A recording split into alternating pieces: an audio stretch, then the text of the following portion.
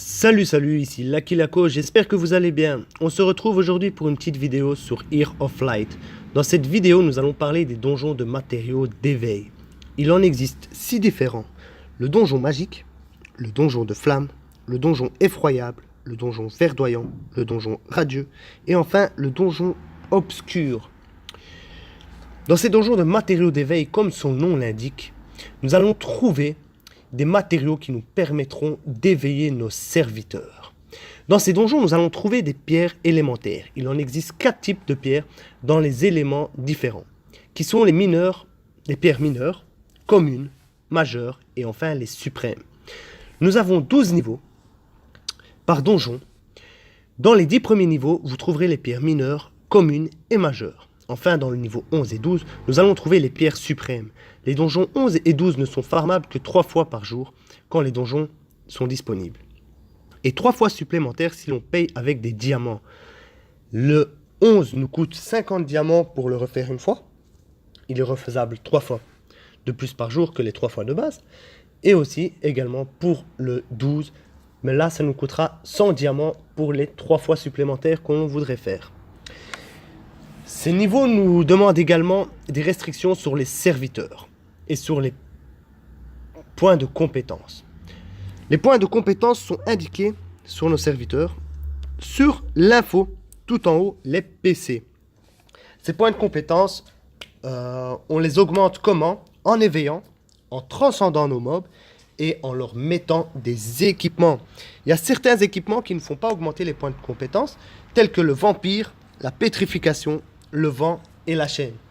Ce sont des effets qui ne sont pas repris en compte sur nos stats de base, donc qui ne vont pas augmenter nos points de compétence. Alors ces donjons sont très contraignants. Cela va nous demander beaucoup de préparation pour pouvoir aller les farmer, mais cela sera aussi essentiel pour mieux comprendre. Nous allons voir dans l'optimisation les éveils. Hop, on va prendre là l'énor qui n'est pas encore éveillé. Donc, on va un peu rentrer en profondeur dans les éveils. On va déjà voir qu'il y a 5 paliers d'éveil. Pour le premier, pour un 5 étoiles natif, donc ça veut dire un personnage qu'on invoque 5 étoiles de base, on va voir qu'on va pouvoir l'éveiller avec 15 majeurs et 10 communes. Vous allez vous dire, bah ça va, dans les 10 premiers donjons, on peut en avoir. Effectivement. Le deuxième également, il nous en faudra 10 majeurs et 15 communes. Mais là où ça se complique, c'est dans l'éveil, à partir de l'éveil 3. Il nous faudra 30 suprêmes, 60 suprêmes pour l'éveil 4 et enfin 90 pour l'éveil 5. Donc, ça va augmenter et c'est là qu'on va voir un peu plus loin comment ce sera difficile de les obtenir. On va un peu aller voir qu'est-ce que ces éveils nous apportent. Déjà ici, le premier éveil, passif d'équipe, attaque plus 35%. Ça veut dire qu'à l'éveil 1, on va débloquer dans les aptitudes le passif d'équipe. Niveau maximal d'aptitude augmenté. Donc au début, je crois qu'on est restreint à 4 niveaux dans les aptitudes. Là, on va débloquer le 5e niveau.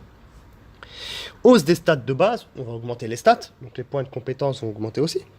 Et certains effets seront ajoutés. Pour l'éveil 2, hausse des stats de base, effet ajouté.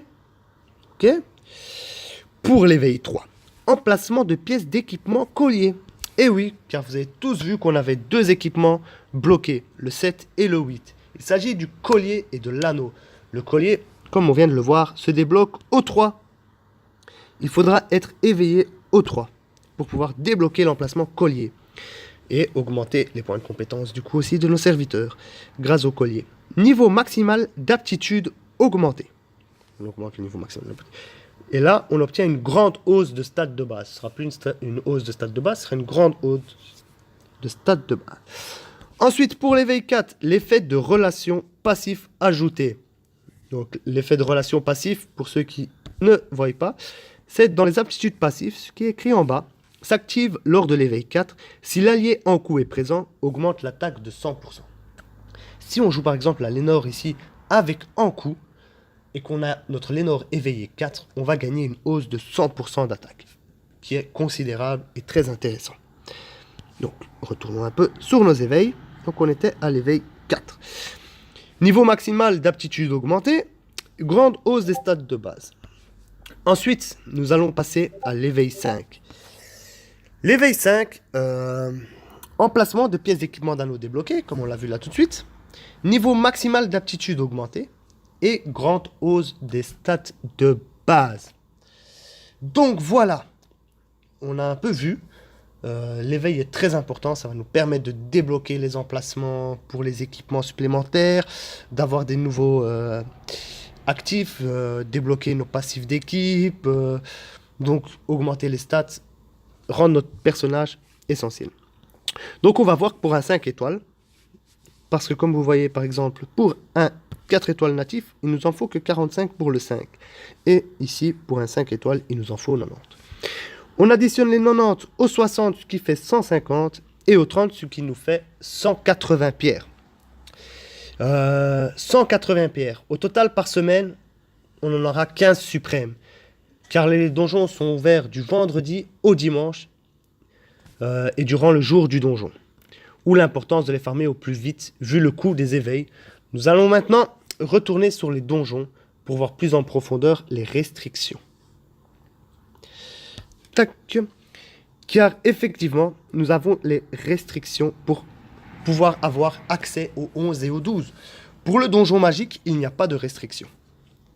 Voilà. On voit toutes les stats de base. On va un peu lire les compétences qui sont les mêmes pour tous les donjons. Ici, nous avons la taillade obscure.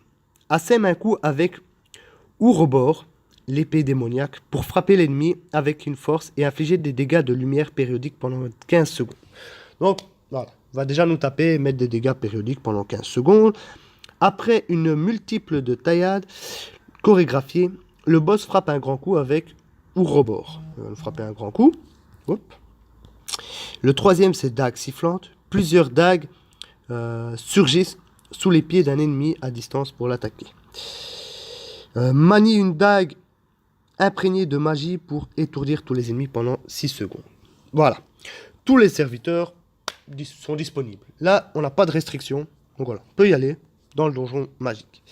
Là où les restrictions commencent à rentrer en jeu, c'est à partir des donjons 11, mais d'éléments. Le flamme, l'effroyable, le verdoyant, le radieux et le ténébreux. Donc on va aller un peu sur le flamme. Au 11 flammes. Alors, on voit qu'il a les mêmes skills, sauf qu'il a un passif en plus. Sa hausse de l'attaque augmente l'attaque de 50%.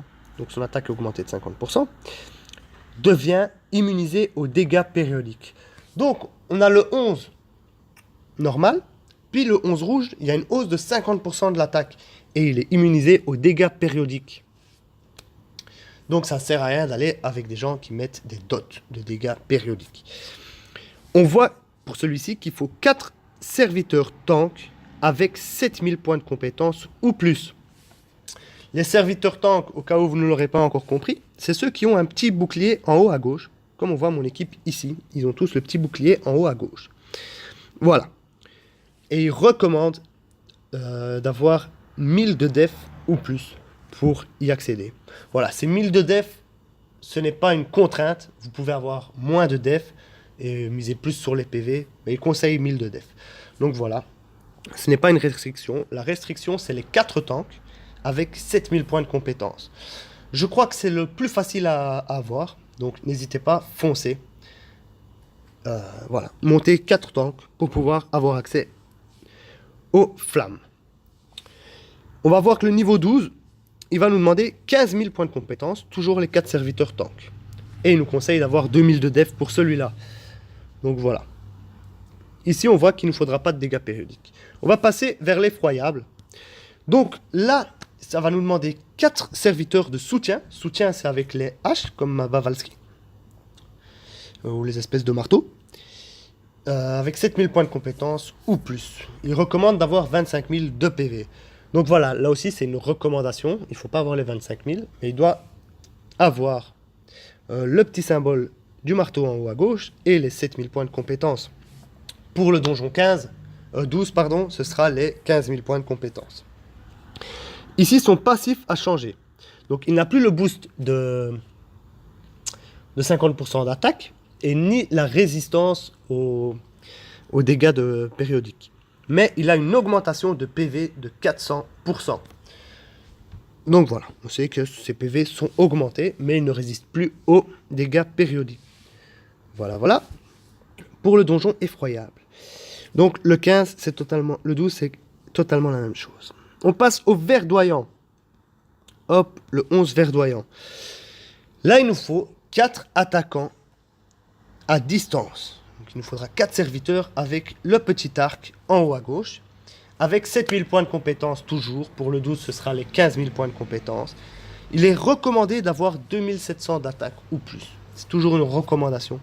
Il ne faut pas nécessairement aller vers ça. Si vous avez des tanks qui tapent selon leur vitesse, ben, vous n'aurez peut-être pas les 2700 d'attaque, mais ce n'est pas une restriction. Donc voilà. Alors, lui ici, son passif. Soigne les PV en continu chaque fois qu'une aptitude est utilisée. Devient immunisé aux dégâts périodiques. Donc les dégâts périodiques, ça ne lui fera rien. Mais non seulement, à chaque fois qu'on va utiliser une aptitude, que ce soit une aptitude active ou une aptitude passive, on va lui permettre de récupérer ses points de vie. Donc si vous avez un archer qui empêche de récupérer ses points de vie, utilisez-le. Voilà. Ensuite, le radieux. Le radieux, il nous faut 4 serviteurs d'attaque au corps à corps, au contact, avec 7000 points de compétence ou plus. Il est recommandé d'avoir 3000 d'attaque. Donc, même chose, sauf que là, c'est les attaquants. Ici, son petit passif, c'est augmente la def de 500%, devient immunisé aux dégâts périodiques. Donc, en fait, en gros, ils sont tous immunisés aux dégâts périodiques, à part le light. Le bleu, pardon. Ici, on voit qu'il a une hausse de la def de 500%. Donc, je vous conseillerais plutôt de vous orienter vers des teams Ignore Def, tels que Xita sur son combo qui ignore Def. Donc voilà, ici sur son combo, ignore la défense de l'ennemi. Vu qu'il a une hausse de 500% de défense. Donc même chose, hein, 11, 7000 points de compétence, 12, 7000 points de compétence. Enfin, nous passons au donjon obscur. Là, il va nous demander 4 healers, c'est ceux avec la petite croix en haut à gauche, avec 7000 points de compétence ou plus. Même chose au niveau 12, 15 000 points de compétence. Il est recommandé d'avoir 25 000 PV ou plus. Donc nous allons voir, son passif augmente la précision de 30%, donc il est déjà beaucoup plus précis. Donc ces dots qui font les dégâts sous continu sont plus faciles à mettre. Et il est immunisé aux dégâts périodiques. Voilà, donc vous savez tout sur les donjons. Je ne vous conseille de ne pas payer avec les carats, cela coûte excessivement cher. 600 carats au total pour recevoir 6 pierres suprêmes. Il existe d'autres solutions également pour les pierres, qui est la première, le marché noir. Vous allez pouvoir trouver des pierres dans le marché noir. La seconde, c'est dans l'inventaire, vous pourrez optimiser les éléments. Alors l'inventaire est ici, vous pourrez optimiser les éléments. Pour une grande, ça coûtera 20 majeurs pour faire une suprême. Ça coûte aussi très cher. Il y a également les packs dans la boutique. Voilà, les packs qui sont à 32 €. Non, là je suis pas dans la boutique. La boutique est là-bas. Les packs, on a les packs ici. On peut les acheter 5 fois tous les 7 jours. Ça coûte 32 €. On reçoit 1400 carats, des pierres feu suprême 20, pierres de feu majeure 10, pierres magiques suprême 20. Donc, peut-être un peu plus intéressant si vous n'êtes pas free-to-play. Il y a... et enfin, nous en recevons aussi actuellement 2 dans les missions quotidiennes, du dimanche au jeudi, quand c'est le jour de tel donjon. Une fois qu'on le fait une fois, on en recevra 2. Après la mise à jour, on va en recevoir 3. Et hop, aujourd'hui malheureusement, il n'y a pas pour que je vous montre dans les missions quotidiennes, mais normalement il y en a. Mais dans l'hebdomadaire aussi, on va pouvoir en gagner 5 magiques suprêmes à l'heure actuelle. Mais après la mise à jour, ça passera à 10. Voilà, cette vidéo touche à sa fin. J'espère qu'elle vous aura été utile. N'oubliez pas de vous abonner et de cliquer sur la petite cloche pour recevoir les notifications pour les prochaines vidéos qui se feront de manière plus régulière. Rejoignez également la communauté FR sur Facebook avec le petit lien ci-dessous. Et je vous dis à bientôt. Et d'ici, passez un bon jeu.